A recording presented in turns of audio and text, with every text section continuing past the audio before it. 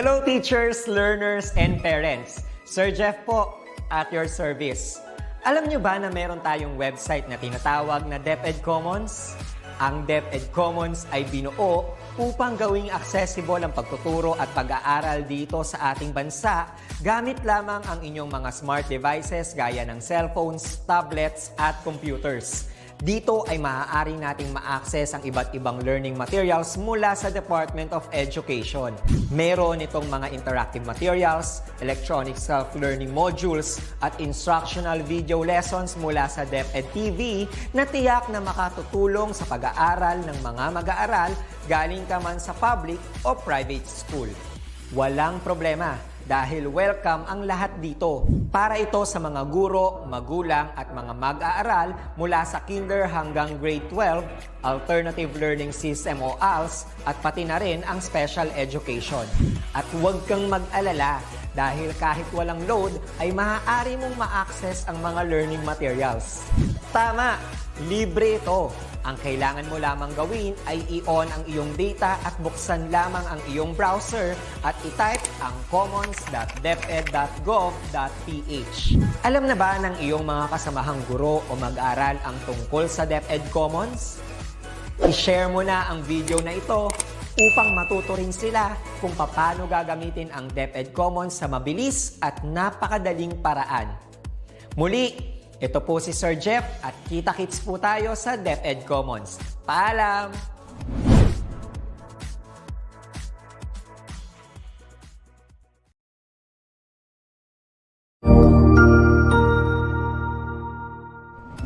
Magandang araw, Sir Wilbur po, at your service.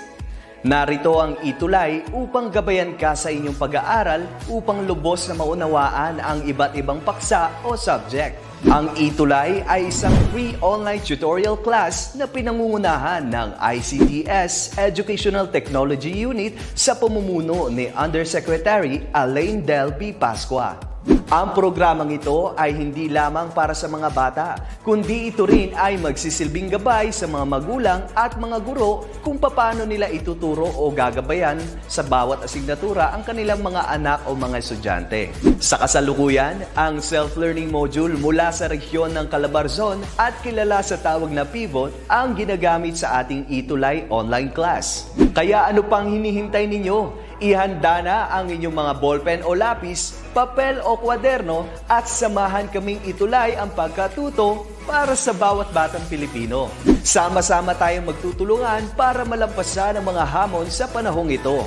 Halina't matuto kasama ang inyong online tutor sa oras na ito.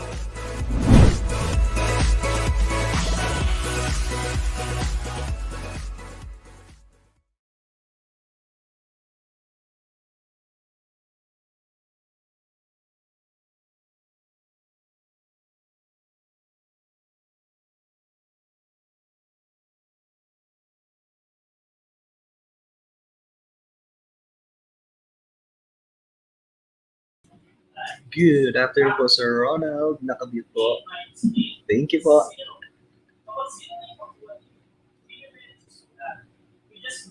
Paki-unmute po muna. Salamat po, Sir Ronald.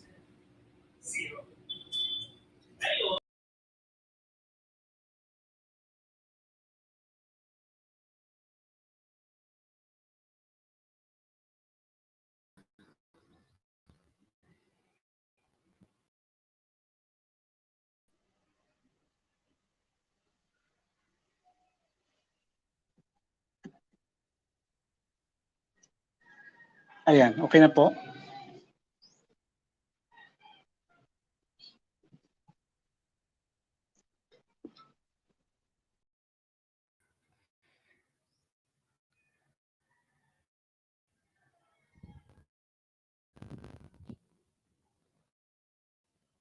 Hello. Ayun, sir. Okay na po. Salamat. Okay na, Sir Wilbur? Yes po, sir. Okay na po. Salamat. Okay. Pasensya na po again. Magandang hapon po sa ating lahat. So sa ngayong hapon na to tayo po ay magsasama-sama para talakayin subject na practical research for senior high school. Bago po tayo mag-umpisa, gusto ko lamang po munang batiin ang ating mga nakututok ngayong araw na ito, ngayong oras na ito. Meron po kanina nagpapa-shoutout si Kenneth Lopez. Ma'am, sino to? Cloud Amitores Trader from Santa Maria, Bulacan. Lian Osorio, hi po, sir. Okay. From President Corazon Aquino Senior High School. Okay, meron po tayo mga senior high school na tagapanood sa oras na to. So, ako nga po pala uli si Ronald Cabigon from Leyte Division po. Sa ngayon po ako ay nakatira sa Haro Leyte at natuturo sa Barugo Leyte ng senior high school. Ngunit ako rin po ay naturo sa junior high school. So, umpisa na po natin. So, ayon po sa ating most essential learning competencies guide, tayo po ay nasa week 7 to 8. Kung hindi po tayo nahuhuli or nauna, tayo po ay nasa week 7 to 8 at ang ating pong content standard or lesson na dapat po nating tinatalakay, pinag-aaralan sa ating mga modules ay ang guidelines in making conclusions and recommendations and techniques in listing references. Ngayong hapon ito, tayo po ay magtatalakay sa dalawang learning competencies sa ating pong MELC. Ito po ang draws conclusions from patterns and themes at ang formulates recommendations based on conclusions. So sa mga gumagawa po ng research, qualitative research, grade 11, ito na po ang pinakahuling section ng inyong research. So meron po tayong dalawang lesson para sa araw na ito. Lesson 1 is drawing conclusions from patterns and themes at lesson 2, formulating recommendations based on conclusions. At para sa unang lesson, ang ating pong learning objectives ay ang sumusunod. Describes the meaning, characteristics, purposes, and importance of a good conclusion and identifies the strategies in writing conclusions.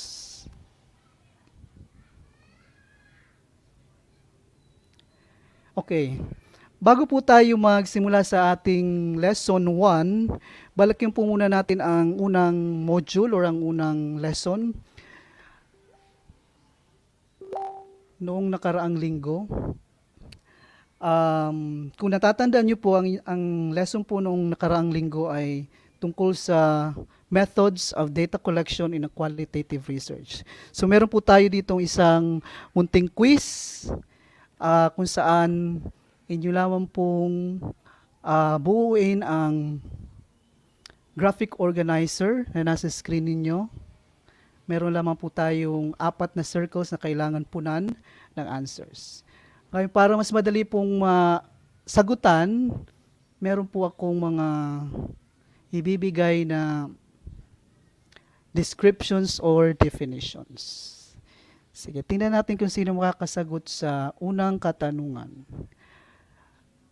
So, ang number 1 po na circle or method of data collection and qualitative research is defined as or described as when using this method, researchers use their senses to study people in their natural settings. Ano po kaya ang method of data collection na ito? Maaari nyo pong sa mga nakasubaybay po, maaari nyo pong sagutan, i-type ang inyong sagot. Wala pa po yata sumasagot. Ngunit marami po tayong watcher sa araw na ito. Meron po tayong elementary, high school, senior high school. Mukhang wala pang sumasagot. Anyway, ang ating pong sagot ay number 1 is observation. So one of the methods of data collection in a qualitative research is qualitative observation. Ngayon naman po ang pangalawang circle is a personal conversation between two or more people which constitute the target population for the purpose of collecting information for a research project. Sige nga po, ano po ang ating kasagutan sa second circle or ang pangalawang method of data collection? Sa mga nakakaalam po na nakasubaybay sa ating session, ay maaari nyo pong i-type sa comment section ng inyo pong sagot. So, ang pangalawang method po of data collection in a qualitative research ay interview. Alright, nakuha po ni Ma'am Jonah Claire Ocarisa. Very good. At nakuha rin po ni Ma'am Myrna Araceli Sulisipan. Alright, number 3. This method of data collection includes deriving relevant information from existing documents such as annual reports, proceedings of seminars, statistical data, etc. Ano po kaya ito? Sagot po ni Ma'am Rosie Bolo is discussion. Nagsisimula rin po sa letter D. Pero dalawang word po siya. Okay, ang tawag sa sagot po ay document review. So document review is another method of data collection in a qualitative research. So again, sa mga kakapanood lang, tayo po ay nagre-review sa atin pong discussion last week or sa module po na inyong sinagutan para sa week 7. Week 6 po last week. And the last method of data collection, tama rin po ang document analysis, Ma'am Sir Romel Sanchez. Okay, so ang pang-apat na method of data collection is described as these are sounds and images such as videotapes and films that researchers collect to assist in understanding the research problem at hand. Sige nga po. Sino po makakasagot? Christian Carolina watching from Fatima. Saan pong Fatima?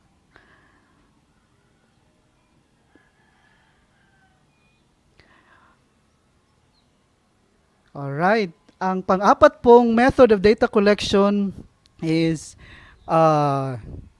using the audio and video materials. So, yun po ang apat na basic and most common methods of data collection in a qualitative research. Thank you, Sir Lester. Observation, interview, document review, audio and video materials. Okay. Second activity. So, ngayon naman po meron na tayong choices. Number 1 is a completion item. If a researcher works at a cafeteria and observes the waiters, this is an example of what method? Is it A, observation, B, interview, C, focus group, or D, document review? Movie review daw, sabi ni Ronald June Balsomo kanina. Okay, Charmaine Reyes and Laika Bentosa, A ang sagot nila. At sila po ay tama. Very good. Number 2, qualitative research involves looking at blank data. A, numerical, B, non-numerical, C, categorical, or D, statistical. Sige po, i-type nyo po ang inyong sagot para po interactive ang ating discussion ngayon. At ganahan naman po tayo sa ating ginagawa. Ayun po, nag-hi po si Miss Nelly Kaigoy Kabigon, taga saan kaya siya? Okay, ano po sagot ninyo? Rose, wala pang sagot. Anyway, B po ang sagot, ang sabi ni John Gali. Tingnan natin, correct, non-numerical data. Number 3, medyo mahaba ang mga pagpipilian. Which of the following is not true? A. Content analysis is concerned with frequencies while thematic analysis is concerned with inferences and explanations. B. Both content analysis and thematic analysis are concerned with themes and patterns. C. Content analysis is used for both qualitative and quantitative research. D. Thematic analysis is easier to use than content analysis. Ano po kaya ang sagot sa tanong sa number 3? Elena. Uy, estudyante kong si Elena. Shout out sa aking estudyante si Elena. Elena Coro Kulibaw. May sagot po ng letter C. Para po ba to sa number 3? Pero kung para po sa number 3 ang inyong sagot, kayo po ay tama. Janavel Obretiv. Content analysis is used for both qualitative and quantitative research. Now, bakit po yan ang hindi tama? Sapagkat kung inyo pong natatandaan ang content analysis. By the way, ang content analysis at thematic analysis are two primary ways of doing the analysis of patterns and themes from data in a qualitative research. Now, content analysis is used only for qualitative research, no? It does not measure or quantify data. So letter C po ang sagot. Yes, maraming sumagot ng C. Ngayon, ang ating po pag-aaralan ay tungkol sa drawing conclusions from themes and patterns, no, in a qualitative research. Sigurado po ako nung kayo po ay nasa junior high school, pinag-aralan nyo po ang isa sa mga sub-skills ng reading, which is drawing conclusions. No, drawing conclusions. Ang hindi ko lamang po sigurado ay kung nakinig kayo or meron kayong natutunan. Ganun pa man, meron po tayong isang activity ulit tungkol sa drawing conclusions para lamang po natin ma-review ang skill na drawing conclusions. Hi po kuya. Sino kaya siya? Jared Morera. Okay. So, narito po ang ilang situation, and then after the situations are questions or completion sentence to be completed. Alright. So, let's start with number 1. Sue's brother was always following her and her friends around. Go away! Sue would yell to him. If only he would go find some friends his own age to play with. What conclusion can you draw about Sue? A. She is older than her brother. B. She is the same age as her brother. Or C. She doesn't have many friends. What's your conclusion from this situation? Hello po, Miriam Guamama from Kidapawan City Division. Okay, may nag-answer po ng letter A, si Joanna at si Rose Ann at si John Gali. She is older than her brother. Tingnan po natin kung tama. Yes, tama po ang sagot. Very good. Napaka-participative po at interactive ng ating mga tagapanood sa hapon na ito. Marami pong salamat. A, yes, marami pang sumasagot. Let's go to number 2. Toby tucked his swim float back into his bag as he watched his friends run and jump into the pool. Hopefully, no one had figured out his secret. He decided he would just invite his friends to play in the shallow part of the pool with him. What conclusion can you draw about Toby? Is it A, he is shy, B, he doesn't like to swim, or C, he doesn't know how to swim? Ayan, may nauna na pong nag-answer. Letter C, si Laika May Bentosa, Cynthia Gordon. At ang tamang sagot ay correct. He doesn't know how to swim. Letter C. Yes, number 2, letter C.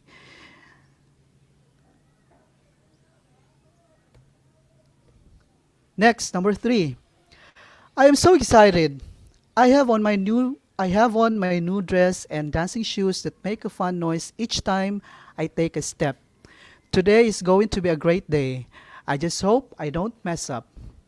You can infer A, I am about to go to a birthday party. B, I am wearing my favorite dress. Or C, I'm going to perform dance today. 3, ang sagot ni Ronald Balsong ay B. Oy, magkapangalan kami ni Ronald. Pero marami sumagot ng letter C. Tingnan natin kung tama sila. Yes, tama po kayo. I am going to perform a dance today. That's what we can infer or conclude, no? Infer or conclude from the situation. And number 4. Sige, number 4 na po tayo. Bibilisan lang natin ng konti dahil ang time po ay limited. So number 4, we could smell the crackling bacon and eggs as the aroma filled the house. My brother grabbed his glass of orange juice and sat down at the table. His hair was a mess and he looked sleepy. The reader can infer A, it is late at night, B, it is early in the morning, or C, the kids do not like bacon. Ano po ang iyong sagot sa number 4? Ayun, may nag-answer. Number 4, B, it is early in the morning. May nag-answer B. John Gali from RHS STEM Sapphire, B. Or Elena, B. So, ang tamang sagot ay letter B, it is early in the morning. Sige, next po. First, his arm started to sting. Then, Neo noticed it was starting to turn red and form a small bump. Before long, Neo's arm was itching like crazy. Neo probably arm. B, got a bug bite on his arm. Or C, cut his arm. What conclusion can we draw from this situation? Hello po, ex-Roses Milyares from Antique. Nene, number 4, B, number 5. 5 na tayo. Okay, 5B, Rose Ann. 5B, B nga ba? Correct. Dio probably got a bug bite on his arm. Sige, number 6. Ito na po ang last number. Yes, 5B, Laika May, Mark, Usomo, 5B, Saisa, Baguno, 5B. Number 6. Macy hadn't studied very hard for her spelling test. She was very worried she wouldn't do well. Her eyes widened when her teacher handed back her test with a 100% written on the top. Macy most likely feels A, surprised, B, upset, or C, embarrassed. What do you feel?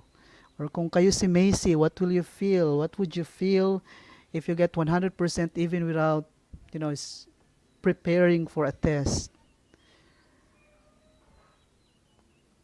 Okay, may nag-answer na.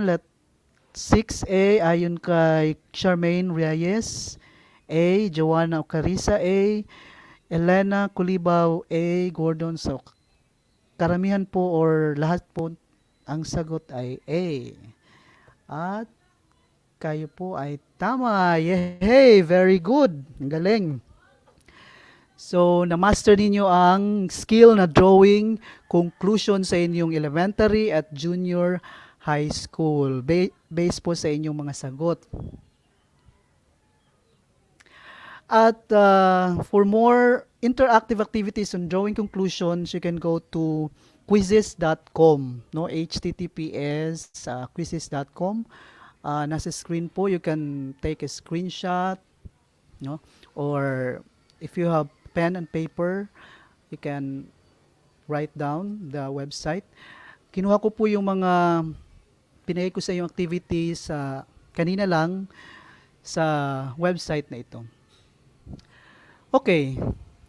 So ano nga ba ang conclusion? What is conclusion? Conclusion sa research. Okay, sa research po ang ating, yes, opo, Bernadette Dante.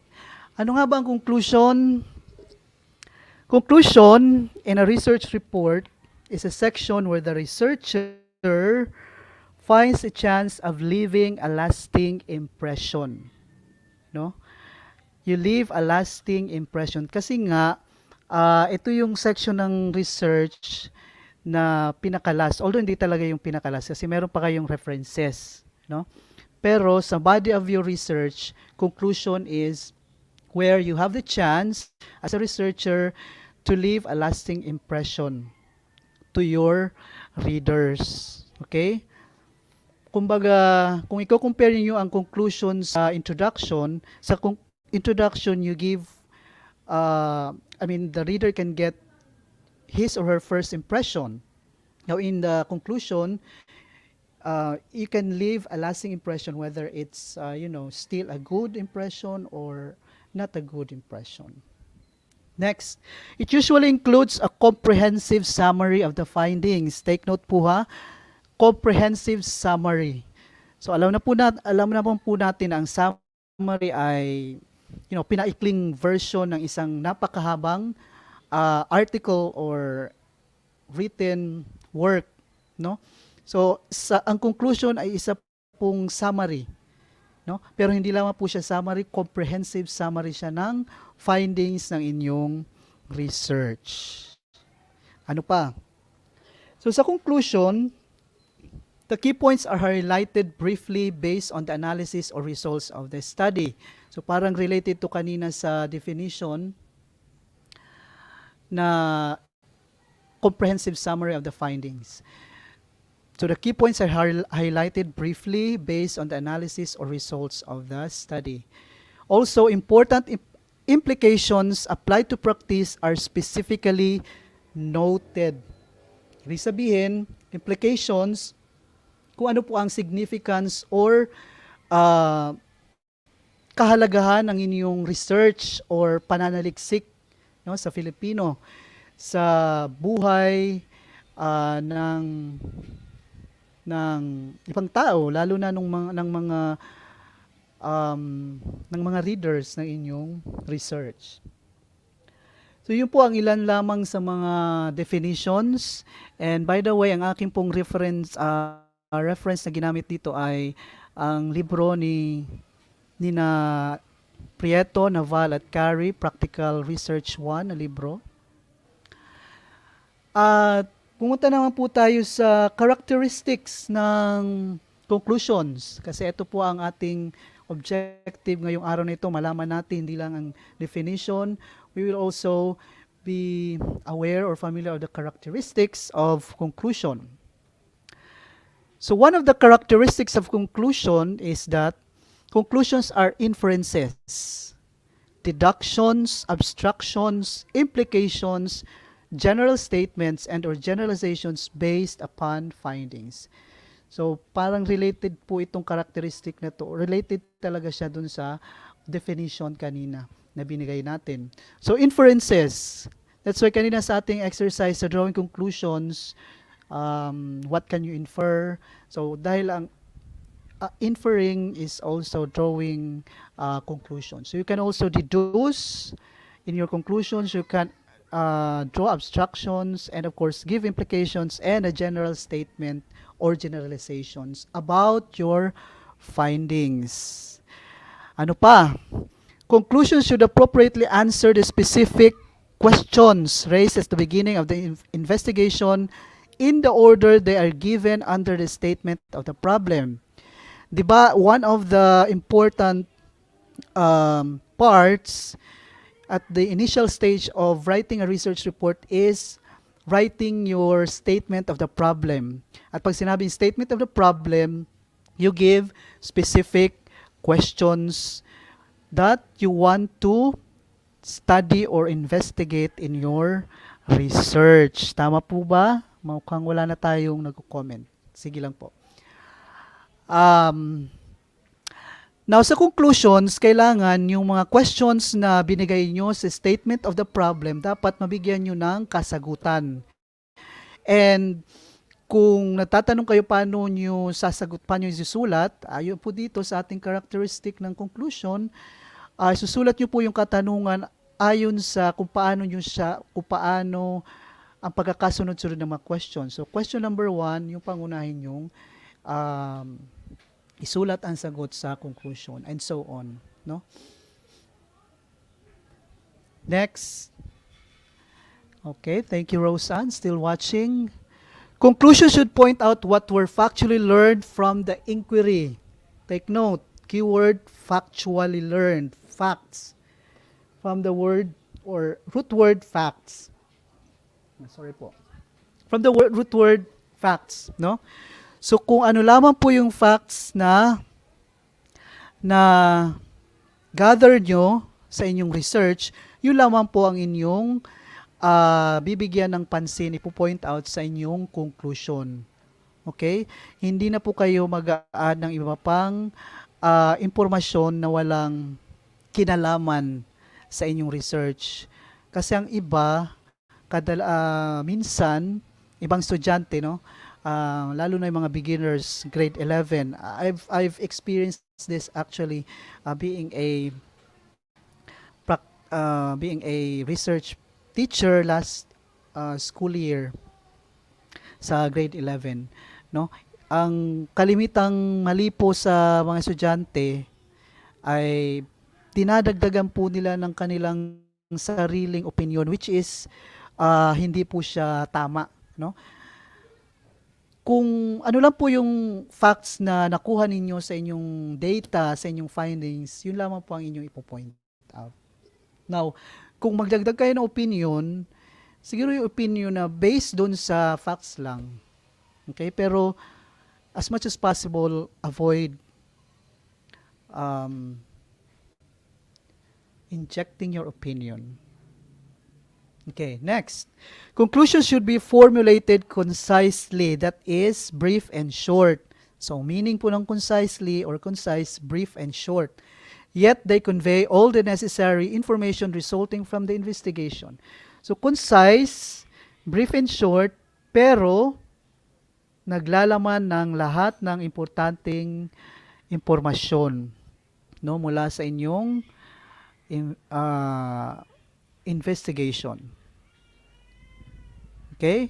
Meron pa po ba tayong mga maidadagdag? Sige. Dumako naman po tayo sa purposes of conclusion. So, conclusion does the following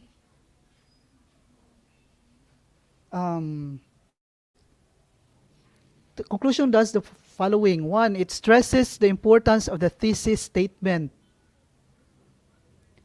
It gives the written work a sense of completeness. It leaves final impression on the reader, gaya po ng sinabi natin kanina, and it demonstrates good organization. Thesis statement. I hope familiar na kayo sa thesis statement. So, sa conclusion, binibigyan ng halaga ang inyong thesis statement, no? And it gives a sense of completeness. Dahil nga po siya ang pinakahuling part, siya po ang kumukumpleto sa isang written work, whether it's a research, an essay, or any article for that matter. That leaves final impression on the reader, demonstrates good organization. Bakit nga ba kailangan natin magsulat or malaman kung paano sumulat ng isang magandang conclusion? Okay, narito po ang ilan sa mga dahilan or kahalagahan ng isang good conclusion. Okay? Number one, uh, you are presenting the last word on the issues you raised on your paper. No? So you can still present your final take on the issues you raised or the problems you raised on your paper. But again, yung kung ano man po ang inyong idea, no, or take on the issue based po sa inyong findings sa research. Okay? Next, another importance is it summarizes your thoughts and conveys the larger significance of your study. Kasi nga, conclusion is a comprehensive summary. You know, it's a comprehensive summary. And again, it conveys the larger significance of your study. Identifies how a gap in the literature has been addressed, meaning gap in the related literature. You know, yung dinescribe niyo sa review of related literature na information. So kung meron kayong nakitang gap, so doon po ninyo maipapasok yun sa conclusion. And then demonstrating the importance of your ideas or your thesis statement. And finally, introducing possible new or expanded ways of thinking about the research problem. Meaning, you are able to give new insight and creative approaches for framing or contextualizing the research problem based on the results of your study. Hindi naman po kailangan na mag-introduce kayo ng bagong information. What is important is you are able to give your readers or you yourself a new perspective, new insight on a certain research problem. Okay? Maliwanag po ba ang lahat? Still watching pa rin po sila Elena Culibaw, Juvie Besenan, Noreen D. Lagarto. Marami pong salamat from Biwang CS. Sige, let's proceed. So, these are the strategies in writing conclusions.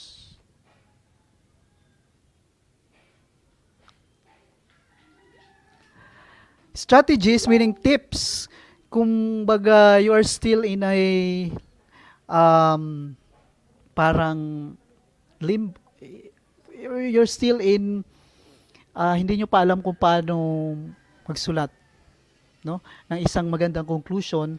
So here are the tips in writing. 1. First is try to echo your introduction or simply reiterate or link ideas expressed in other sections of the research. Sabihin, kung hindi nyo pa rin alam kung paano mag-umpisa, kung ano susulat sa conclusion, nalilito pa kayo, no? Try to go back to your introduction. Introduction, no? Kasi as what I'm always telling my campus journalists, when they write, especially articles like editorial, feature, I always tell them to go back to your introduction if you do not know how to end your article. No, parang full circle technique, no? Go back to your introduction and try to link, no, your ideas in your introduction to your conclusion. Or kung wala kayong makitang magandang ideas introduction, then go to other parts or sections of the research. Related literature.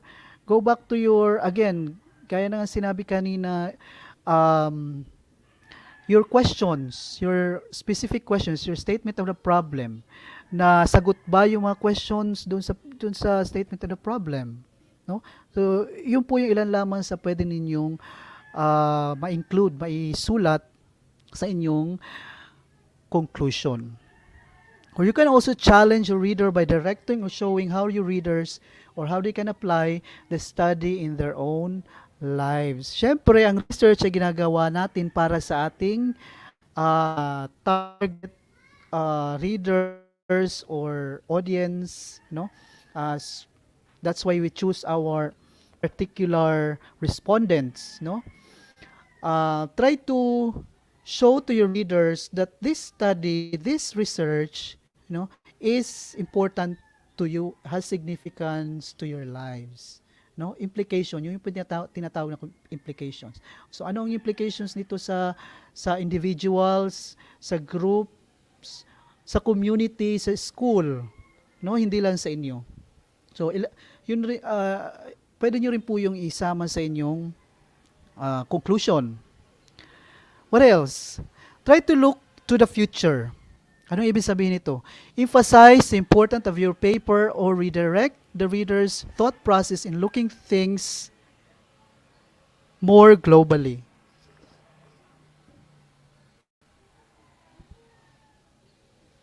Hello?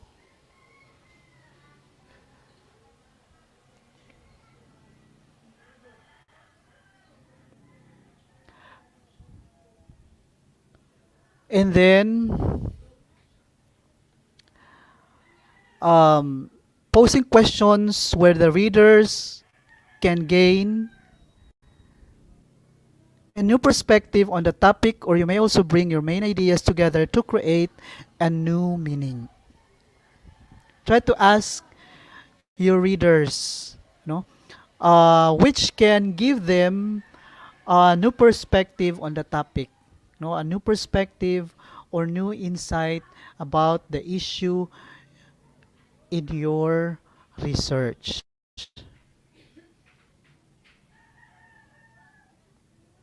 Now, in drawing and verifying conclusions from qualitative data, among the most useful in the analysis are noting patterns,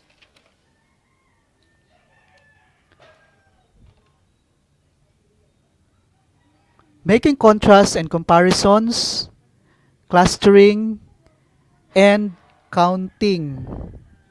What do we mean by noting patterns and theme?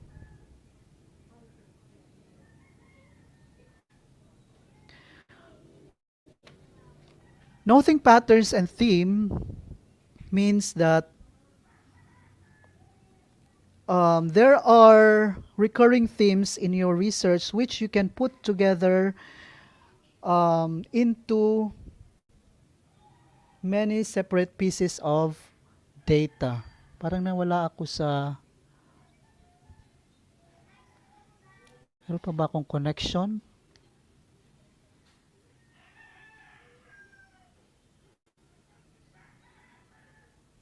Hello?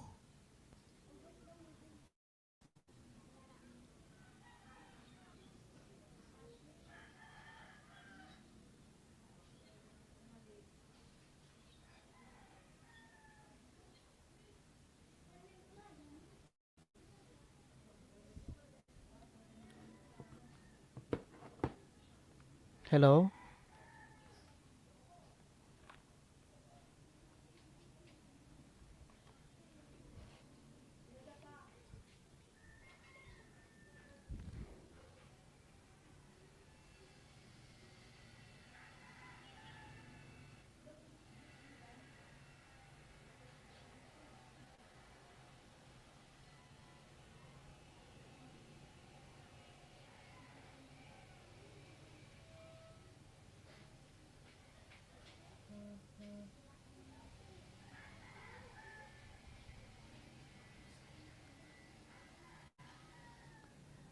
Okay pa?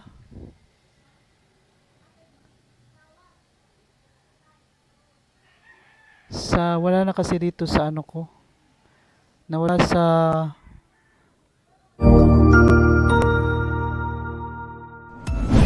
Sigurado ako na marami ka na namang natutuhan sa ating ETULay tutorial session ngayong araw. Tandaan, ito ay hindi lamang para sa ating mga mag-aaral, kundi pati rin sa ating mga minamahal na guro at mga magulang na kaagapay natin para maituloy ang pagkatuto sa kabila ng nararanasang pandemya. Patuloy ding sumubaybay sa DepEd TV para sa mga araling ginawang video episodes. Mapapanood ito mula Lunes hanggang Sabado, alas 7 ng umaga hanggang alas 7 ng gabi sa inyong mga telebisyon. Abangan sa Lunes mula alauna ng tanghali ang iba pang aralin sa ating ETULay free online tutorial session sa Science.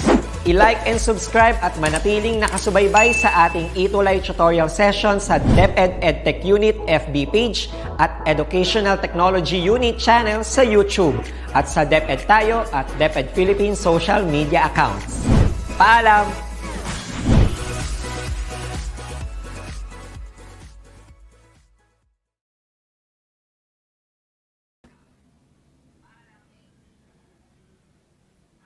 Ayun. Hello.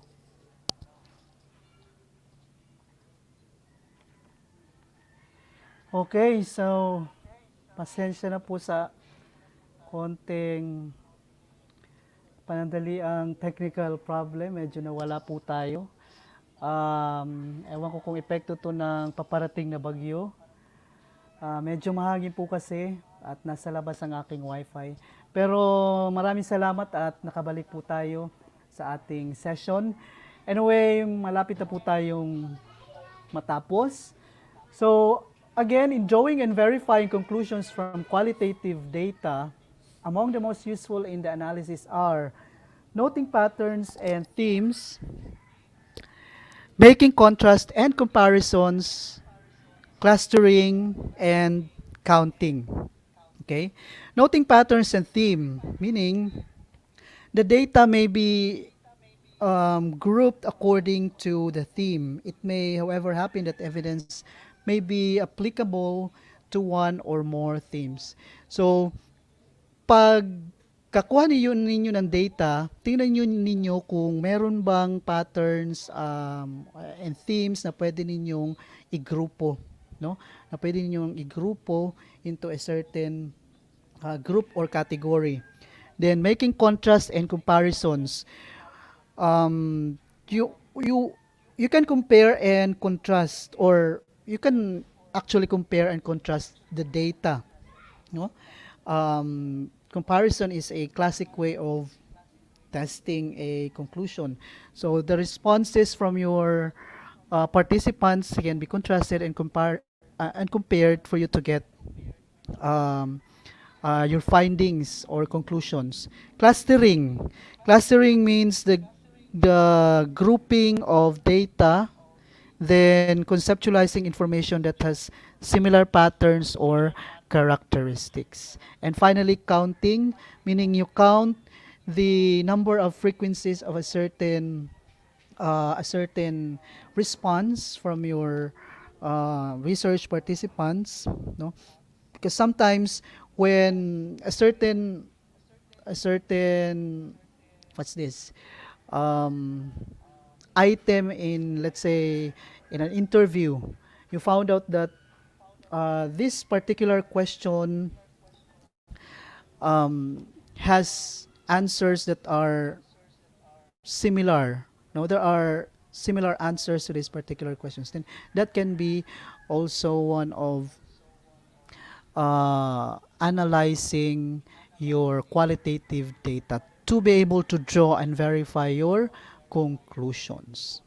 So again, noting patterns and themes, making contrast and comparisons, clustering, and counting. So these all pertains to how you will analyze your qualitative data in order to draw and verify conclusions. Okay? Now let's proceed. Here's an example of a section and conclusion. Let's try to analyze or critique kung meron pa tayong time. Parang konti na lang ang time natin. Anyway, malapit na tayo matapos. Meron pa tayong isang lesson, pero maikli na lang ang discussion doon. So, this conclusion is also taken from the reference I used. So, let's read. May I read for you? The use of qualitative methodology was beneficial in uncovering the perception of students' experiences in tutorial learning. In-depth interviews were conducted with the participants of the study, and the MBTI was utilized to explore how their perceptions of tutoring were related to their type preferences. The students who choose to participate in the study had also voluntarily chosen to receive tutorial. That's the first paragraph of the conclusion. Now, if you notice in the second sentence, no, the method the researcher or researchers use was in-depth interview, no, and he or she or they utilize MBTI. I don't know what MBTI means, but that was one of the siguro tool used to explore how they're to get data. Okay, next paragraph. The shared stories of participants produced an increased awareness of how tourists decided to choose to attend tutorial learning, how they describe their relationship with the tutor, how they gain perceived benefits of tutorial learning. Okay? So I guess this paragraph talks about the questions, no, or the statement of the problem of the research. Next, this is the last paragraph. The conclusions of the study resulted to a more comprehensive understanding of what students want and need and how to possibly better serve them through the tutorial learning support programs. The findings may help to explore institutional practices that encourage excellence in academics for all students. The results also address how students' preferences relate to this tutorial learning experience, specifically and their overall learning in general. Okay, so this last paragraph of the conclusion talks about the implications of the study, no, the implications of the study and the insights of the researcher or researchers based on the findings. So there you go. That's an example of a section on conclusion.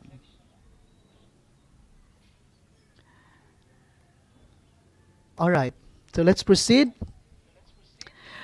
to our next lesson, formulating recommendations based on conclusions.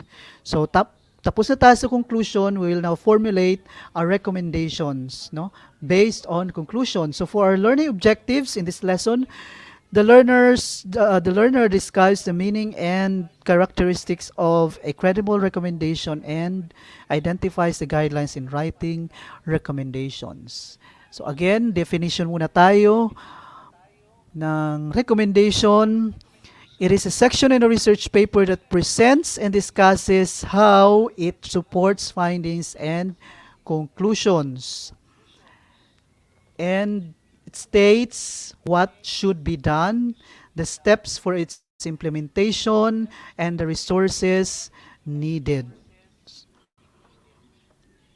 It also includes the benefits to be discussed as well as the problems to be corrected, avoided, or improved. Also includes analysis and discussion of the proposed recommendation. And a general statement about the nature and timing of the evaluation plan that would be used to determine the effectiveness of the proposed recommendation. So what will you consider in writing your recommendation? First, it should be brief. What do you mean by brief again? It means short or concise, just like your conclusion. Next, it should be clear and should be precise. Clear means that you do not have ambiguous recommendation, or your recommendation is not ambiguous to implement. Hindi siya clear, as in hindi siya malabo. Precise, meaning you give sufficient analysis, and concise.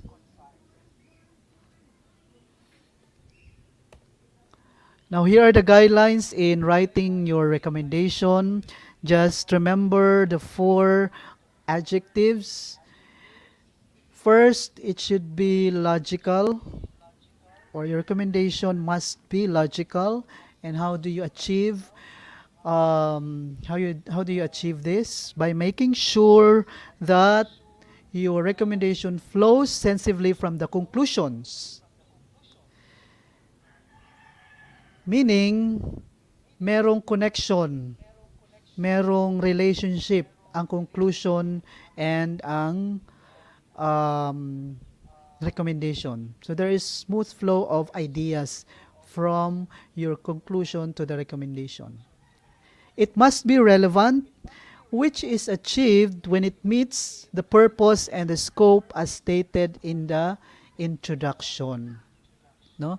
So, of course, you know your purpose. You should first know what your purpose of your research is, your scope and limitations, and all that in your introduction. And you can achieve this, or it can be relevant if you are able to meet this purpose in your recommendation. Next, it should be concise by using words that are precise and give reason for the recommendation is given only if necessary. So kung hindi kailangan ng ibang recommendation, I mean, you only give what is necessary na recommendation. And then it should be clear by avoiding ambiguity, particularly on how a recommendation is to be implemented. Okay? Alright, so yun na po ang ating dalawang lesson para sa session na ito. Tingnan po natin muna kung meron nag-comment. Thank you po. Still watching. Yolanda Villamor. Good afternoon, Hermosilia. Kirit Lomboy. Sino pa? Si Philemon Edmond Campos, watching from Kasagan ES Division of Cagayan.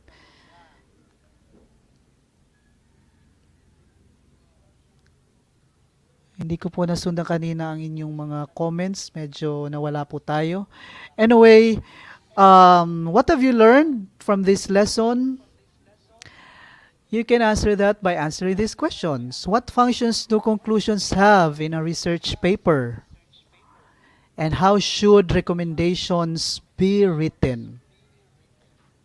So yun po ang dalawang essential questions that you should be able to answer if you have learned something from our session today. Meron nga bang natutunan? I hope so. No? Hindi dahil kulang na po tayo sa oras, isulat nyo na lang po ang inyong sagot sa inyong papel, no? And siguro pwede nyo ipadala sa akin sa messenger kung talagang gusto nyong ipa-check. But anyway, I leave these 2 questions for you as assignment. Now this is the next activity can also be done at home after this session. So what will you do, or what I can do? By the way, aking po presentation ay pinattern ko sa module, no, sa parts ng module. Actually, ang ginagamit ng ETULay ay ang pivot module ng Calabarzon. Now, since wala po tayong module ng practical research 1, wala pa sa ngayon, so gumawa lang po muna ako ng aking sariling module para sa ating session na ito. So what I can do, form a credible conclusion and recommendation about the existing plastic waste problem in the country. No? It's a plastic waste problem is a problem not only in one area of the country but in the entire country. Now, in writing your conclusion and recommendation, be sure to follow the guidelines in writing conclusion and recommendation. So, hindi po kayo susulat ng isang buong research report just try to write a credible conclusion and recommendation. Let us say um, you've read from a certain article, or maybe you have this problem in your community. Then try to write a credible conclusion and recommendation about this problem. Okay po? Sige. Next. So for our assessment, I want you also to answer this question. So questions, puro questions po, no? Kasi um, senior high school po ang ating target audience ngayon, teachers, parents, no? At saka practical research po ang ating subject. So kailangan po nating ng more writing and reading. So number 1, what are the guidelines in writing a good conclusion? You can answer the question in bullet form, or better if it is in paragraph form. And number 2, what are the considerations in writing? And what are the characteristics of a credible or a good recommendation?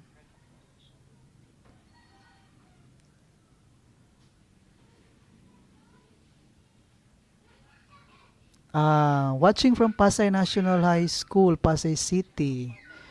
Oh, nag-aral po, by the way, nag-aral po ako sa Pasay City South, nung aking high school. Elementary ko naman ay sa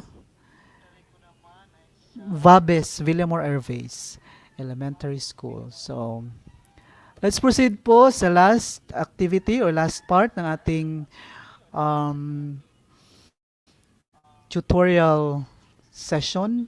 So for additional activity, read the giving recommendation, and using guidelines that were discussed earlier, do a critique of the recommendation. So critique naman po ngayon ang inyong gagawin. So meron pong recommendation na kasulat na ibinigay, at ang gagawin nyo po ay i-critique nyo po, or reaction. Gagawa po kayo ng reaction about sa, or susulat ng reaction about sa recommendation.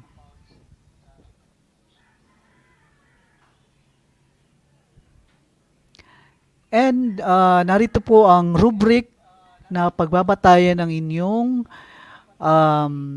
outputs. Ang mga criteria po ay introduction and conclusion, main points or yung body paragraphs, organization or the structure and transitions, your style or sentence flow, variety and diction, and mechanics, spelling, punctuation, and capitalization. So each criterion has 5, 4, 3, 2, 1, 5, 4, 3, 2. 5 is the highest score and 2 is the lowest. So good luck po sa inyong outputs. Sana po ay meron pong gumawa kahit isa lamang po. I am expecting hopefully ang aking estudyante, mga estudyante, nandito pa ba? Si Elena.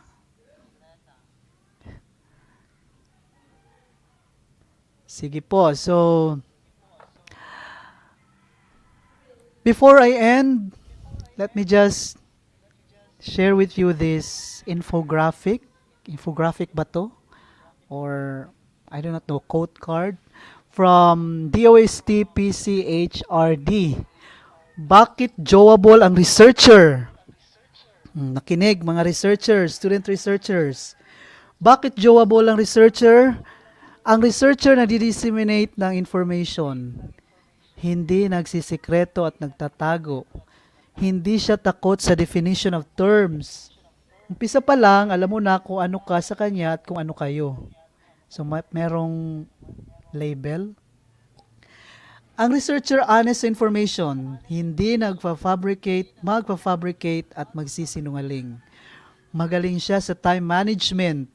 Siguradong maglalaan ng oras para sa iyo.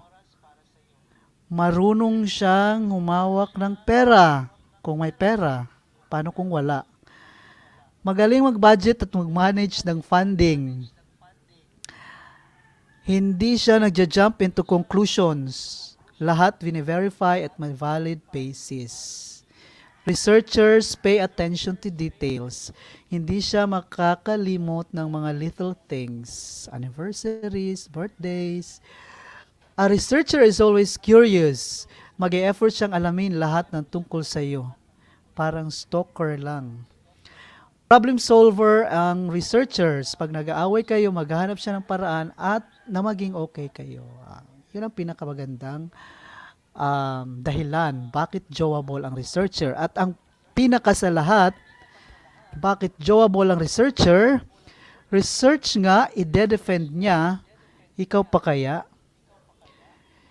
And speaking of defense, alam ko ang iba magde-defend, ang iba tapos na mag-defend. So I hope sa inyong defense, sa inyong research, nakatulong ang ating discussion about writing conclusions and recommendations. At yun lamang po, marami pong salamat. Magandang hapon po sa ating lahat. Antabayanan po ang susunod na subject. Kung meron man or kung wala sa susunod na linggo, sa Lunes. Kita-kita po ulit tayo sa susunod na linggo.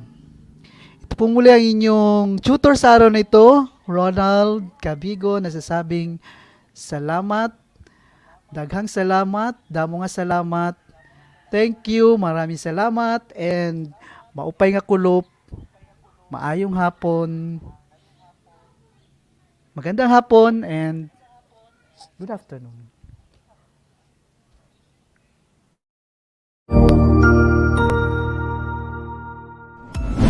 Sigurado ako na marami ka na namang natutuhan sa ating ETULay tutorial session ngayong araw. Tandaan, ito ay hindi lamang para sa ating mga mag-aaral, kundi pati rin sa ating mga minamahal na guro at mga magulang na kaagapay natin para maituloy ang pagkatuto sa kabila ng nararanasang pandemya. Patuloy ding sumubaybay sa DepEd TV para sa mga araling ginawang video episodes. Mapapanood ito mula Lunes hanggang Sabado, alas 7 ng umaga hanggang alas 7 ng gabi sa inyong mga telebisyon. Abangan sa Lunes mula 1:00 ng tanghali ang iba pang aralin sa ating ETULay free online tutorial session sa Science. I-like and subscribe at manatiling nakasubaybay sa ating ETULay tutorial session sa DepEd Edtech Unit FB page at Educational Technology Unit channel sa YouTube at sa DepEd Tayo at DepEd Philippines social media accounts. Paalam!